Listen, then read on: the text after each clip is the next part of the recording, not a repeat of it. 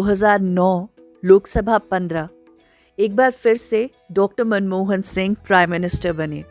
Doctor Manmohan Singh की goodwill 1991 से ही थी, जब नरसिम्हा राव की सरकार में उन्होंने देश को एक बहुत बड़ी आपदा से बचाया था। लेकिन अब कांग्रेस का समय गठबंधन का था, क्योंकि कोई भी पार्टी पूरी बहुमत के साथ नहीं आई थी। कांग्रेस को वोट सबसे ज़्यादा मिली थी, लेकिन वो सिर्फ 28.55% वोट्स ही ले पाई थी। 2009 के इलेक्शंस बहुत चीज़ें पहली दफ़ा करवा रहे थे, जैसे लोकसभा की स्पीकर मीरा कुमार पहली बार कोई फीमेल बनी थी। फोटो इलेक्टर रोल्स पहली बार इस्तेमाल हुए थे इलेक्शंस में। 1957 के बाद पहली बार कांग्रेस उड़ीसा की कोरापुट कॉन्स्टिट्यूएंसी हार गई थी। फोटो इलेक्टर रोल्स पूरे इंडिया में 2009 के इलेक्शंस में इस्तेमाल हुए थे। केवल आसाम, नागालैंड और जम्मू और कश्मीर में ये नहीं इस्तेमाल किए गए थे। गुजरात के गिर के जंगल में बानेश्वर मंदिर है। वहाँ के महंत के लिए पोलिंग स्टेशन नंबर 3 वहाँ पे बनाया गया। ये ऊना कॉन्स्टिट्यूएंसी में पड़ता है, केवल एक वोट के लिए। इस वोट के बारे में एवरी वोट काउंट्स नवीन चावला की किताब में पूरा अच्छे से लिखा हुआ है। लोकसभा 15 के चुनाव 5 फेज में 16 अप्रैल से 13 मई 2009 तक हुए। इनकी काउंटिंग 16 मई 2009 को की गई थी। इस बार महिला उम्मीदवारों की संख्या में 56.62% की बढ़ोतरी हुई थी। 556 महिला उम्मीदवार मैदान में थी अपनी किस्मत आजमाने। सबसे ज़्यादा महिला उम्मीदवार इस बार भी नेशनल पार्टी से ही थी, 134। 51 महिलाओं ने स्टेट पार्टीज से अपनी किस्मत आजमाई। 164 रजिस्टर्ड लेकिन अनरिकॉग्नाइज्ड पार्टीज से थी और 207 इंडिपेंडेंट लड़ी थी। उत्तर प्रदेश से आने वाली महिला उम्मीदवारों का नंबर सर्ज कर रहा था।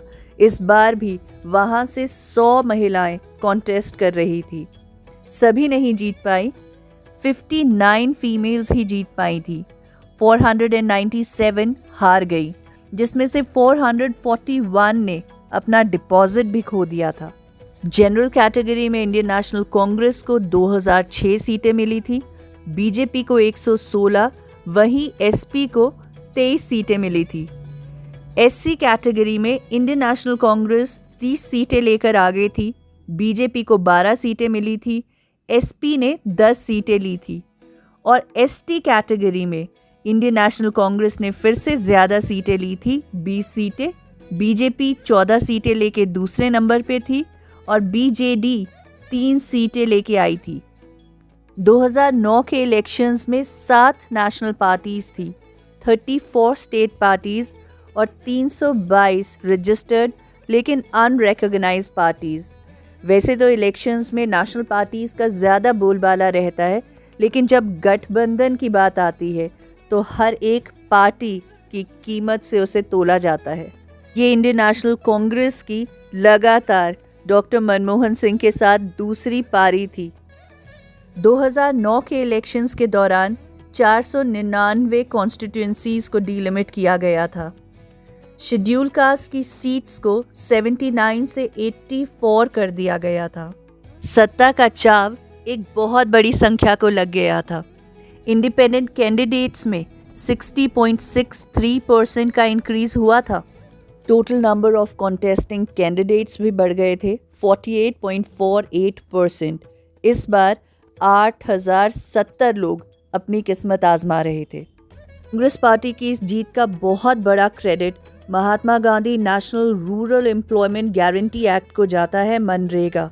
इसे 7 सितंबर 2005 को लागू किया गया था। इसके अंतर्गत कोई भी अनस्किल्ड लेबर गांव से 100 दिन के काम की रोजगार का हक रखता था। इस काम से माइग्रेशन कम हो गई थी, गांव के लोगों में आत्मनिर्भरता आ गई थी। कांग्रेस पार्टी ने भारत के दिल, उसके गांव को छुआ था। इसलिए एक बार फिर से कांग्रेस पार्टी सत्ता में थी मनमोहन सिंह जी के साथ।